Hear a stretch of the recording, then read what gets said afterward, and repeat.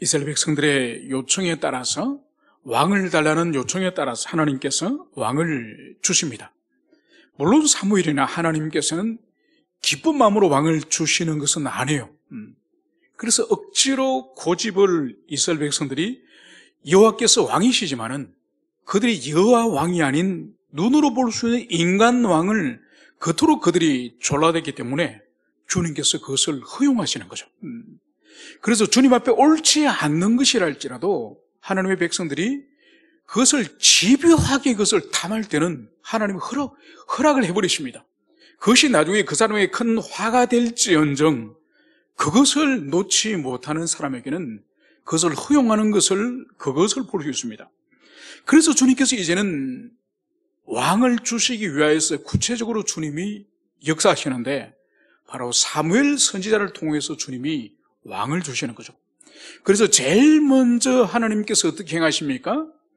바로 사울의 집에 나귀 새끼를, 암나귀들을 잃어버리죠. 그죠? 그래서 나귀를 찾아서 헤매다가 바로 사무엘이 살고 있는 성읍까지 이릅니다. 거기서 하나님께서 사무엘에게 내일 기스의 아들 사울이 찾아올 텐데 바로 그에게 기름을 부으라. 그러면서 이 사무엘과 사울이 만나게 합니다. 그래서 그 잔치에 참여하게 하고 마지막 날 이 사울의 머리에 기름을 붓는 거죠. 그것이 1차적으로 주님께서 사울을 이제 왕으로 하나님의 기름 부음을 받는 일을 행하게 하십니다. 그러고 나서 이제 이 1차적인 기름 부음은 사울과 사무엘 이 단 둘이만 경험한 거예요. 아무도 몰라요. 그래서 2차적으로 사무엘은 이제 이스라엘 백성 12지파 모두를 미스바로 모읍니다. 다 미스바로 12지파를 모아서 거기서 이제 왕직을 감당할 사람을 이제 제비뽑기를 하는 거죠. 그래서 12지파를 다 모아서 그 가운데에 뽑으니 베냐민 지파가 뽑혔고 거기서 또다시 뽑아서 결국은 기스 집안에 이 사울이라고 하는 이 사람이 뽑힌 거예요. 그런데 그곳에서 사울이 뽑혔는데 사울을 찾아보니까 사울이 있었습니까? 사울이 보이지 않아요. 그래서 이 하나님께 여쭤보니 짐들 사이에 지금 사울이 거기에 숨어 있는 거예요. 그래서 자신이 왕인 것을, 왕으로 뽑히는 것을 이때마다라도 사울이 두렵고 부끄러워서 자기 몸을 감출 정도로 사울이 매우 지금 겸손한 상태에 있다는 것을 보여주는 거죠. 그래서 사울을 이제 뽑아서 이스라엘 백성의 왕으로 삼는 것이 바로 하나님의 제비뽑기 형태로 두 번째 뽑혔음을 볼 수 있습니다. 그런데 여기에 대해서 이스라엘 백성들 가운데에 뜻이 나누어집니다. 하나님의 성령의 감동을 받은 자들은 사울을 따라갔지만은 그러나 어떤 사람은 이 베냐민 지파 사울이 왕이 된 것에 대해서는 받아들이지 않는 거죠.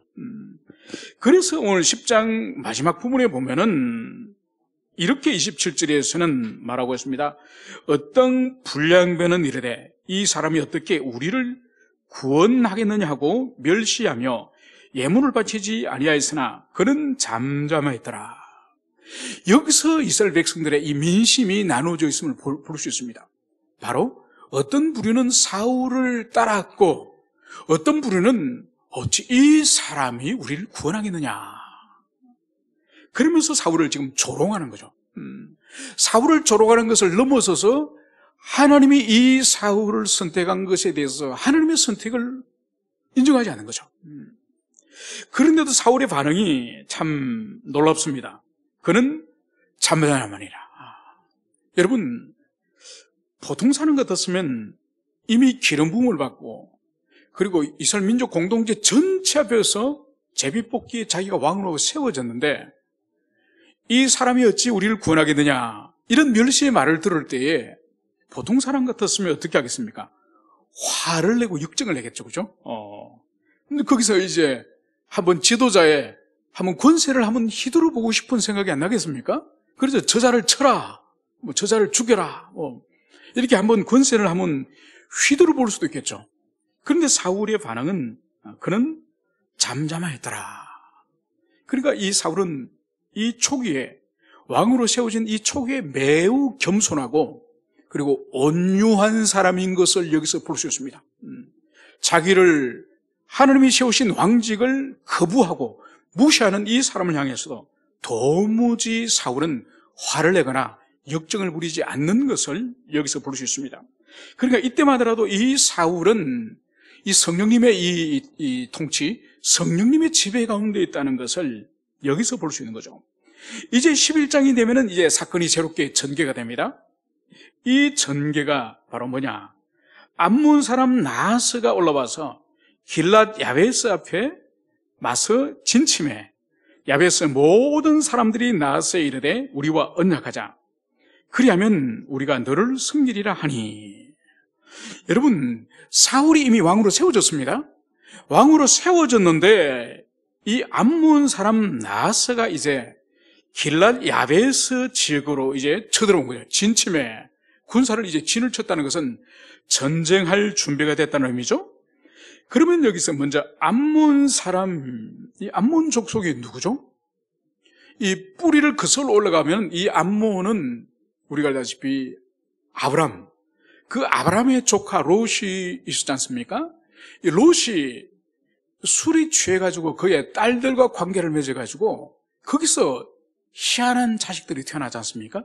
도무지 아들인지 자기 몸에서 태어났으니까 아들이지만 자기 딸들에게 태어났으니 또 손주고 그 두 아들이 모압과 암몬이에요.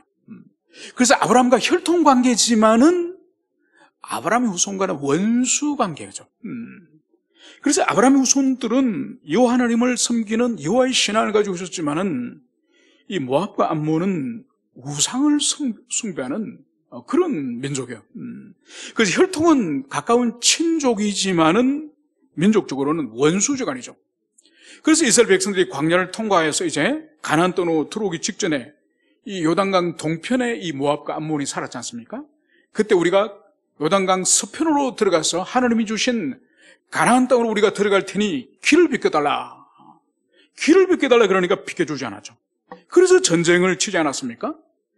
그래서 아브라함의 자손이지만은 여호와 신앙이 이들이 아니었기 때문에 전쟁을 한번 칩니다. 그러고 나서 사사기에 가면은 입다가 사사할 때에 바로 이 암몬 사람들이 또 올라와가지고 이 요단 동편 이 땅 바로 길랏 야베스 사람들이 살고 있는 이 땅을 내놔라. 원래 우리 땅이다. 이래 주장을 하는 거죠. 그때 또 입다가 이 암몬 자손들을 아주 크게 격발합니다.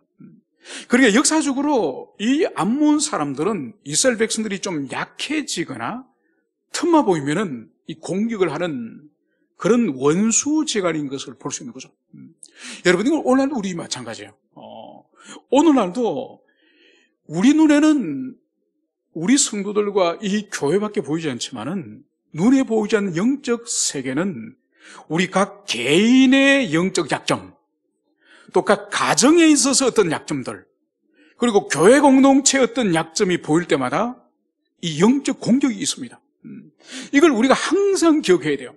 그래서 베드로 사도도 마귀가 우는 사자처럼 삼킬 자를 찾아다니는 거예요.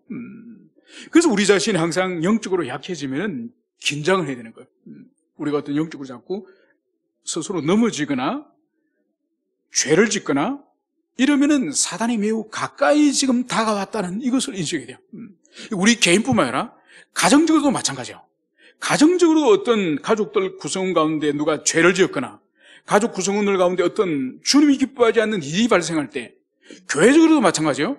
교회적으로도 어떤 영적인 어떤 엄밀한 죄가 있을 때에 바로 그 틈이 사단이 치고 들어오는 그런 틈인 거죠. 그래서 오늘 이 이스라엘 백성도 암몬 사람 이 나하스가 이 길랏 야벳 바로 하나님의 백성들을 치러 올라왔음을 여기서 보여주고 있습니다. 여러분, 길랏 야벳 이것은 이 지역의 이름이에요. 지역의 이름. 요단강 동편을 이 길랏 야벳이라 불러요. 그래서 12지파를 하나님께서 가나안 땅으로 들어가게 하셨지만은 이 모압과 암몬을 공격하고 나서 보니까 이 땅이 너무 좋은 거야. 그래서 이 로벤 지파, 갓 지파, 므낫세 절반 반지파 이 세 지파가 가나안 땅 서쪽으로 하나님이 인도해가지고 거기 땅을 주시게 됐는데 모세에게 이 땅이 너무 좋은데 이 땅을 두고 들어가기는 아까운 거예요. 그래서 우리는 여기 주세요. 우리 서쪽 말고 여기 주세요. 그러니까 그 사람들이 자기들 가축이나 처자식은 다 동쪽에 남겨두고, 그리고 이 남자 장정들만 나머지 9지파랑 전쟁을 치러 이제 서쪽으로 들어가죠. 그리고 그 땅을 정복을 끝내고 이제는 자기 분여받은 이 동쪽으로 돌아가니 그 땅을 길랏 야벳이라고 불러요. 그래서 거기에는 2지파 반이 살고 있었던 거죠. 바로 이 지역의 이 암몬 사람 나하스가 이제 쳐들어왔습니다. 그런데 이 나하스의 이 전쟁에 대해서 이 길랏 야베스 사람들의 반응을 우리가 오늘 보면은 지금 하나님이 세우신 왕직이 어떻게 돌아가는지 그것을 볼 수 있습니다. 야베스의 모든 사람들이 나하스에게 이르되 우리와 언약하자. 그리하면 우리가 너를 섬기리라. 하나님께서 지금 사무엘을 통해서 사울이라는 왕을 세웠는데 그 민족에게 지금 이 나하스가 쳐들어왔는데 그러면 어떻게 됩니까? 사무엘을 찾아가든지 아니면 사울 왕을 찾아가서 지금 나하스가 쳐들어왔습니다. 우리가 힘을 연합하여 함께 싸워야 되겠습니다. 이렇게 해야 되지 않겠습니까? 그런데 이 야베스의 이 사람들, 이 장로들은 오늘 하는 것이 뭐죠? 우리와 언약합시다. 우리가 당신을 섬기겠습니다. 여러분, 왕이 세워졌고 선지자 사무엘이 있는데 하나님의 뜻도 물어보지 않고 이 암몬 자손들과 언약을 맺고 그들을 섬기겠다고 하는 것을 볼 때 지금 하나님이 세우신 사울을 중심으로 한 이 왕직이 전혀 지금 돌아가지 않는, 영향력을 행사하지 못하고 있다는 것을 여기서 보여주는 거죠. 그래서 오늘 암몬 사람 나하스는 선뜻 언약을 체결하자. 그래, 우리가 원하는 바가 그거다. 이렇게 말하지 않아요. 오늘 이 나하스의 오늘 요청이 뭡니까? 내가 너희의 오른 눈을 다 빼야 너희와 언약을 어디를 맺으리라. 여러분, 눈을 한쪽을 뽑아야 언약을 맺는다고 지금 이 나하스가 말하는 거예요. 여러분, 눈을 뽑는다는 의미가 뭔가요? 여러분, 오늘날도 이 군에 가면은 이제 제일 먼저 훈련소 가면은 요즘은 뭐 K2 소총 같은 걸 주죠. 그러면 제일 먼저 자기 총을 이제 받습니다. 그러면 총 번호를 일단 암기를 해야 돼요. 그리고 그 총을 훈련 나가면 절대로 떨어뜨리면 안 됩니다. 뭐 물을 마시든지 밥을 먹더라도 이 총을 몸에 붙이고 모든 활동을 해야 됩니다. 그 정도로 이 총은 제2의 생명이라고 부르죠. 그러니까 그 총을 처음에 주면은 그 총이 자기에게 맞춰서 이제 사격을 해야 되니까 0.4격이라고 해요. 0.4격. 그래서 총이 이게 그러니까 이 조정하는 장치들이 있습니다. 이 조정하는 장치를 통해 가지고 자기 눈과 표적을 정확하게 맞을 수 있도록 0점을 조정해요. 그때 뭘 하느냐? 한쪽 눈을 감아야 돼요. 한쪽 눈을 감고 표적이랑 이 조정한 이 줌이랑 맞추는 거예요. 그래서 한쪽 눈을 감고 해야 더 정확하게 맞추는 거예요. 여러분, 고대 시대 때는 전쟁을 할 때 한 손에 방패를 쥐고 한 손은 칼을 가지고 전쟁을 해요. 그때 어떻게 하느냐? 방패를 가지고 보통 한 눈을 가려요. 그리고 한쪽 눈을 가지고 이 칼로 가지고 이렇게 싸움을 하는 거죠. 그런데 보세요. 지금 나하스가 말하는 것은 한쪽 눈을 뽑아라는 거야. 여러분, 두 눈 가운데 한쪽 눈을 가리고 한쪽 눈을 보통 싸움을 하는데 그 한쪽 눈을 뽑아라면 어떻게 됩니까? 눈을 감고 싸우는 격이죠. 이거는 언약을 맺을 수 없는 조건을 지금 말하는 거예요. 영원한 노예가 되어라. 이 요건을 지금 이 나하스가 요구하는 거죠. 그래서 야베스 장로들이 이 나하스에게 어떻게 말합니까? 일주일, 1회를 우리에게 말미를 달라. 1회 동안에 이스라엘 백성들 가운데 우리를 구원할 자가 없으면은, 우리를 도울 자가 없으면은 바로 그때 우리가 너희들의 종이 되겠다. 이러면서 이 길랏 야베스 장로들이 온 사방에 이스라엘 백성들의 모든 지파에게 이제 파발을 돌리는 거죠. 우리가 지금 이런 일을 지금 당하고 있다. 우리를 지금 구원해달라. 그래서 그 전령들이 오늘 사절에 의하면 이 사울이 살고 있는 베냐민 지파 기브야에까지 이 전령들이 지금 온 것입니다. 그러면서 이 전령이 전달한 이 암몬의 나하스가 쳐들어왔다는 이 소식을 들은 이 베냐민 집파 기브아 백성들이 지금 어떻게 합니까? 4절에 소리 높여 울었다고, 통곡을 한다고 여기서 성경이 기록을 하고 있습니다. 여러분, 우리 이 부분이 조금 이해가 안 됩니다. 길앗 야베스, 이 요단강 이 동편에 있는 그 지파에서 지금 큰 위기를 지금 맞이하고 있는데, 그 소식을 기브아 사람들에게 전달될 때 이 기브아 사람들이 지금 땅을 치고 통곡하는 거예요. 지금 자기들이 위협을 당하는 것처럼, 자기들에게 환난을 당한 것처럼 지금 이런 반응을 보이고 있습니다. 여러분, 이스라엘 백성들이 400년의 사사 시기를 지나면서 이 지파 간에, 민족 간에 이 결속력이 강했습니까? 아니요. 그들은 어떻게 보면은 풍지박산이 난 분열된 그런 모습이지 않습니까? 그런데 왜 베냐민 지파 이 기브아 사람들이, 길앗 야베스 사람들이 지금 이런 환난을 당한 것에 대해서 통곡을 할까요? 여기에는 역사적인 이유가 있는 거죠. 바로 그것이 뭐냐? 사사기 21장에 가면은 이 베냐민 지파 이 기브아, 이 사울의 이 고향 동네로 이 레위인 첩이 밤에 지나가다 그날 밤에 거기서 잠을 자지 않습니까? 그때에 이 베냐민 지파 이 사울의 동네의 이 젊은 불량배들이 어떤 짓을 합니까? 바로 레위인 남자를 내놔라. 그래서 이 기브아의 이 사람들은 동성애가 이미 있었던 지역이에요. 그러니까 베냐민 지파 가운데서도 이 사울의 고향이 그랬다는 거죠. 그러니까 사울이 왕으로 이제 제비 뽑혔을 때에 어떻게 저 사람이 우리를 구원할 수 있느냐, 이 의미는 몇 가지 의미가 있는데 그 중에 하나가 바로 얼마 전에 사사시대 때 피비린내 나는 전쟁의 원인이 되었던, 바로 같은 동족끼리 죽이고 죽이는 전쟁의 원인이 되었던 동성애 사건이 바로 이 사울의 동네에서 일어난 거예요. 그러니까 거기 출신이 이스라엘 백성들의 왕이 된다니까 역사적인 배경을 알고 있는 사람으로서는 받아들일 수 없는 거죠. 만약 이런 거 마찬가지죠. 대통령 후보 중에 여러 사람들이 나왔는데 후보 중에 친일파 중에서 이완용의 4대 손이 나왔어. 그런데 국민들이 여러 후보 중에 뽑았는데 1등이 이완용 그 사람의 손주가 대통령이 된 거예요. 그러면 받아들이기 힘든 사람 참 많겠죠, 그죠? 그것처럼 지금 베냐민 지파의 이 기브아는 끔찍한 레위인의 첩을 윤관하여 죽인 그런 범죄 도시예요. 그 도시에서 이제 이스라엘 백성들 나머지 11지파가 이 도시를 응징하지 않습니까? 그래서 연합군을 만들어서 이 베냐민 지파를 완전히 초토화시켜버린 거죠.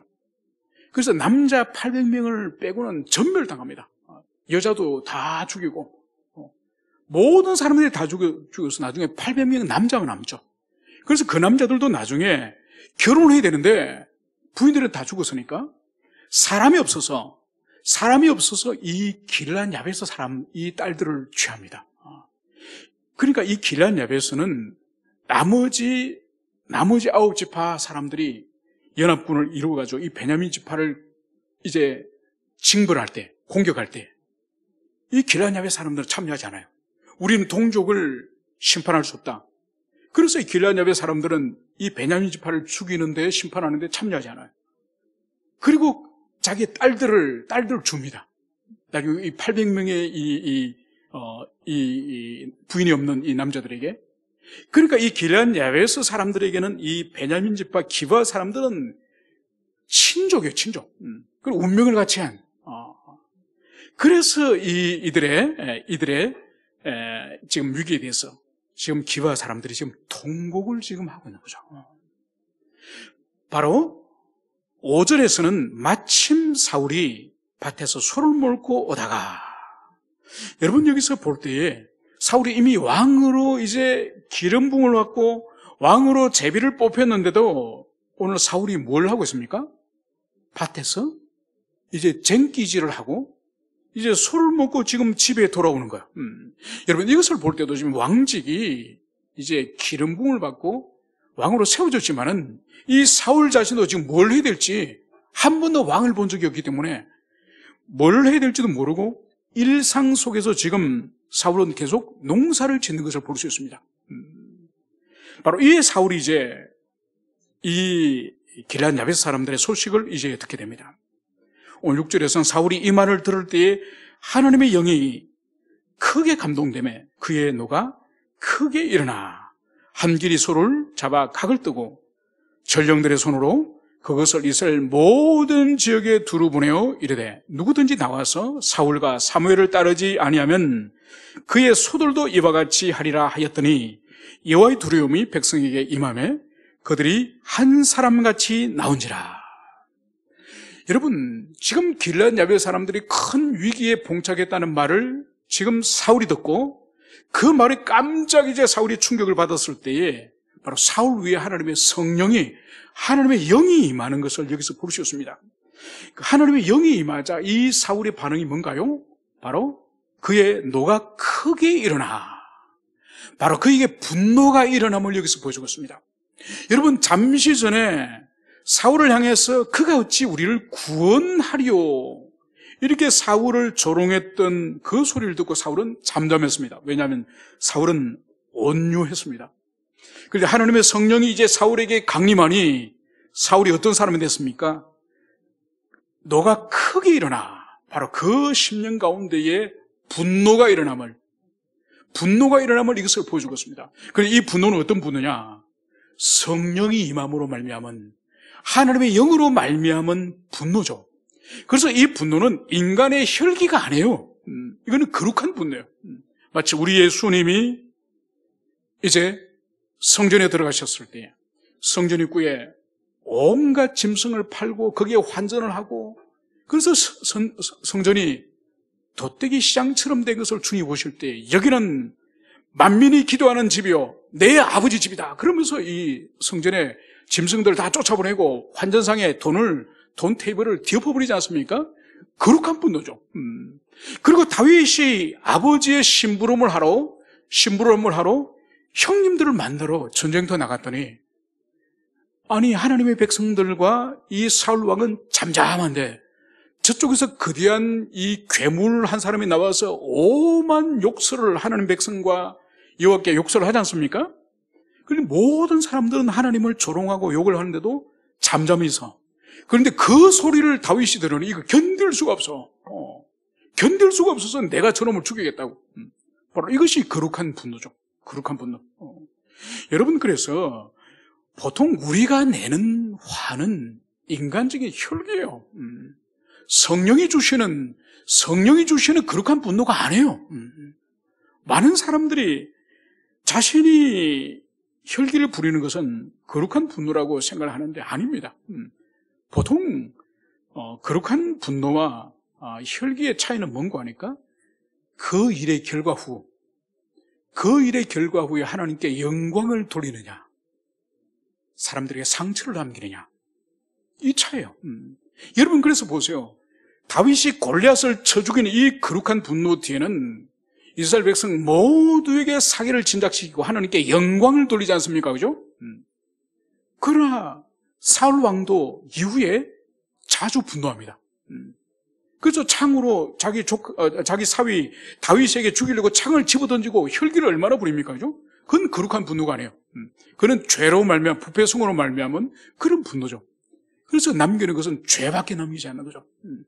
그래서 우리에게도 정말 오래 참고 인내하여서 이 혈기를 부리지 않고 함부로 육적인 분노를 일으키지 않는 이러한 훈련이 우리에게 필요함을 우리가 가슴에 새기게 될 것입니다. 그러면서 이제 이 사울은 이제 하나님의 성령의 큰 역사로 이제 노가 일어나면서 뭘 하느냐, 오늘 7절에 보면 한 길이 소를 잡아 각을 들고, 바로 자신이 밭에서 쟁기질하던 이 소, 한 길인 2마리를 말하지 않습니까? 이 2마리를 이제 소를 잡아서 이제 각을 뜨고 토막을 다낸 것을 말하죠. 토막을 내서 이제 모든 이스라엘 백성들의 이 성읍으로 보내는 거죠. 성읍을 보내서 이 전쟁에, 지금 이 거룩한 전쟁에 너희들이 참여하라. 지금 이 전쟁의 모병을 지금 이 사울이 하는 겁니다. 모병을 하지만 이 사울의 개인적인 모병이 아니에요. 이것은 하나님의 거룩한 성령이 임하였고, 지금 그 원수들을 반드시 쳐서 이겨야 된다고 하는 하나님의 거룩한 분노를 지금 사울에게 주셨기 때문에 지금 이 모병은 군대를 모집하는 것은 하나님의 뜻을 지금 대신하는 거죠. 그래서 짐승을 토막을 해서, 이 소를 토막을 해서 이 전쟁에 참여하지 않으면 너희들의 소를 이같이 토막을 했다. 여러분, 여기서 우리가 볼 수 있는 것이 뭔가 하니까, 이 고대시대 때 팔레스타인에는 남겨진 문서 가운데 왕들이 전쟁을 위해서 이제 모병을 하지 않습니까? 모병을 할 때 문서에 어떤 것이 있는 거니까 죄수의 목을 잘라서, 그 나라의 죄수의 목을 잘라서 이 죄수의 목을 가지고 이제 전령들이 돌아다니면서 군사를 모집하는 거예요. 그러니까 너희들을 부를 때, 왕이 부를 때, 모병을 할 때 너희들이 나오지 않으면 이 사람처럼 목이 잘려 죽을 것이다. 실제로 그렇게 하는 거죠. 그리고 사사기 21장에 가서도 보면은 그 레위인 첩을 융관하여 죽였던 베냐민 지파를 응징하기 위해서 이제 베냐민에 제외한 모든 지파들에게 이제는 함께 연합군을 만들 것을 요청하지 않습니까? 그때 레위 지파가 어떻게 해요? 자기 죽은 첩을 토막을 하잖아요. 첩을 12토막을 해가지고 모든 지파에게 돌려서 그렇게 하는 거죠. 그래서 고대시대 때 군사를 모집할 때 이런 관례가 있는 것을 볼 수 있습니다. 그런데 여기서 우리가 주의될 것은 지금 이 사울 왕이 이 짐승의 토막을 내가지고 나오지 않는 사람들은 자신의 집에 있는 짐승을 이렇게 토막을 내겠다고 하는 이것이 공포통치라고 해석을 하면 안 된다 이거예요. 왜냐하면 이것은 지금 성령이 임하신 결과로 말미암은 이 사울의 행위이기 때문에 이것을 사울의 독단적인 어떤 공포정치로 해석을 해서는 안 되는 거예요. 그걸 증명할 수 있는 것이 바로 뭐냐? 바로 이 사울의 행위에 대해서 여호와의 두려움이 백성에게 임하매 그들이 하나같이 나온지라. 바로 이 토막난 짐승을 보는 순간, 그리고 사울의 말을 전달하는 이 전령의 말을 듣는 순간 사람들에게 이제 두려움이 임하였는데, 우리가 이 전쟁에 참전해야 됐다고 하는 이 두려움이 임했는데, 그 두려움이 뭐라고요? 여호와의 두려움이라고 성경이 말씀을 하고 있습니다. 그래서 이 두려움은 하나님께서 모든 백성들에게 이 전쟁에 하나님이 우리를 부르셨고 이 거룩한 전쟁에 우리가 참전해야 됐다고 하는 이 의지를 하나님께로부터 나왔음을 보여주는 것이 바로 이 두려움이 여호와의 두려움이다, 이 말씀을 여기서 하고 있습니다. 그러면서 이제 이 사울이 베색에서 이제 나온 군사들을 헤아려 봅니다. 헤아려 보니까 이스라엘 백성 전체 지파 가운데에 30만 명이 나오고, 그리고 유다 지파만이 3만 명이 나왔으니 33만 명이 모였죠, 그죠? 그래서 이제 이 무리를 모은 이 사울이 이제 길앗 야베 사람들에게 이렇게 말합니다. 내일 해가 더울 때, 그러니까 정오무렵을 말하는 거죠. 내일 해가 더울 때 너희가 구원을 받으리라. 그러니까 내일 이맘때쯤, 내일 낮에 너희들이 다 구원을 받을 것이다, 이 말을 전한 거죠. 그래서 이 전령들이 달려가서 길앗 야베 사람들에게 전달하니 이들이 얼마나 기쁨과 감사가 넘쳤는지 모릅니다. 그러면서 이 사람들이 오늘 이제 10절에 보면 이 길앗 야베 사람들이 드디어 나하스에게 나가서 이렇게 말합니다. 우리가 내일 너희에게 나가리니 너희 생각에 좋을 대로 우리에게 다 행하라. 이제 이 길앗 야베스를 지금 포위하고 있는 이 암몬 족속 이 나하스는 지금 사울을 중심으로 해서 이 33만 명의 군대가 모여진 것을 모르는 거예요. 지금 베색에는 33명의 군대가 지금 기다리고 있고, 지금 길앗 야베스에는 이 나하스가 지금 군대를 가지고 지금 있습니다. 그래서 모르는 사이에 지금 전쟁을 지금 사울이 하고 있는 거죠. 그래서 여기서 보면은 이 베색이랑 이 지금 사울이 있는 베색이랑 이 길앗 야베스와의 거리가 한 22km 정도 된다고 합니다. 그러니까 한 50리 정도 되겠죠? 그러면서 이제 이튿날 사울이 백성을 3대로 나누고 새벽에 적진 한가운데 들어가서 날이 더울 때까지 암몬 사람들을 치매 남은 자가 다 흩어져서 둘도 함께 한 자가 없었더라. 바로 이튿날 사울이 새벽에 적진 가운데 들어가는 것을 볼 때에 22km 떨어진 이 거리를 이 33만 명의 군대가 어떻게 했느냐? 바로 밤새도록 그런 거죠. 한 60리 정도 되는 이 거리를 밤새도록 걸어서 지금 곤히 자고 있는 이 나하스의 이 암몬 군대, 이 군대를 새벽에 이제 공격을 한 거예요. 그래서 오늘 결과가 뭐죠? 남은 자가 흩어져서 둘도 함께 한 자가 없더라. 모두가 격파되었음을 그것을 여기서 보여주고 있습니다. 그러니까 큰 전쟁의 승리를 여기서 보여주고 있는 거죠. 그러니까 지금까지 보세요. 이 사울이 한 번도 33만 명이라면 얼마나 많았습니까? 그죠? 엄청난 군대를 이 사울이 지휘해본 경험이 있습니까? 잠시 전에 농사 짓다가 쟁기질하다 왔다니까요. 그리고 백성들도 마찬가지죠. 이 백성들은 군인이 아니에요. 날마다 일상 속에서 양을 치거나 밀과 보리 농사를 짓거나 그러다가 하나님이 소집하면은 그냥 모이는 사람들이 이스라엘 백성들이에요. 이 사람들은 한 번도 전쟁 훈련을 정식적으로 받은 사람들이 아니에요. 그냥 주님이 모여. 그럼 모이는 사람이에요. 그런데 이 나하스가 얼마나 이 사람들이 교만하고 자신만만했으면은 이 길앗 야벳 사람들이 7일만 시간을 주세요. 7일만 시간을 주세요. 그런데도 이 나하스가 공격을 하려고 왔으면은 그냥 쳐 죽이고 땅을 빼앗아야죠. 7일만 시간을 달라 그런다고 이 나하스가 7일 시간을 줍니다. 여러분 이상하지 않습니까? 아니 전쟁을 치러 왔으면 그냥 치지. 7일 시간을 말미를 달라 그런다고 말미를 줍니까? 여기는 뭘 볼 수 있죠? 두 가지입니다. 이 나하스가 얼마나 이 전쟁에 자신만만했으면은 오합지졸 같은 이 이스라엘 백성 너희들은 7일이 아니라 70일을 줘도 이길 수 없어. 이런 마음이, 교만한 마음이 있었죠. 이 교만한 마음을 하나님이 사용하시는 거야. 이 교만한 마음을 사용하여서 바로 7일의 시간 동안에 이 길앗 야베스를 구원할 이 사울에게 이 구원의 소식을, 이 요청의 소식이 들어가도록 하기 위한 하나님의 어떤 놀라운 섭리죠.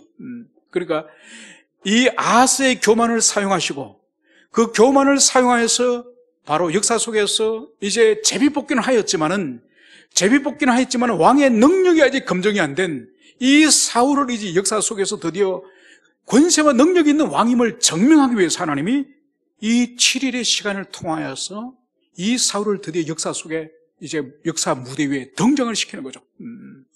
그래서 이들을 깨끗하게 오늘 격파하지 않았습니까? 그래서 오늘 12절에 보면 백성이 사무엘에게 이르되 사울이 어찌 우리를 다스리겠냐 한 자가 누구니까 그들을 끌어내어 우리가 죽이겠나이다.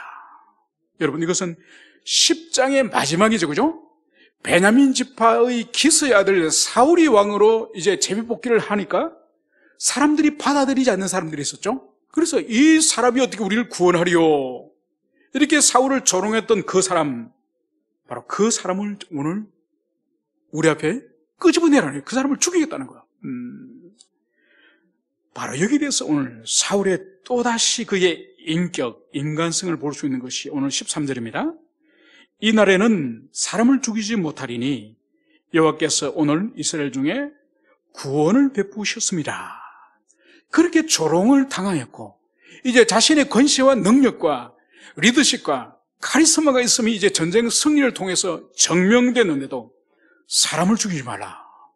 오늘은 하나님이 우리에게 구원을 베푸신 날이기 때문에 사람을 죽이지 마라.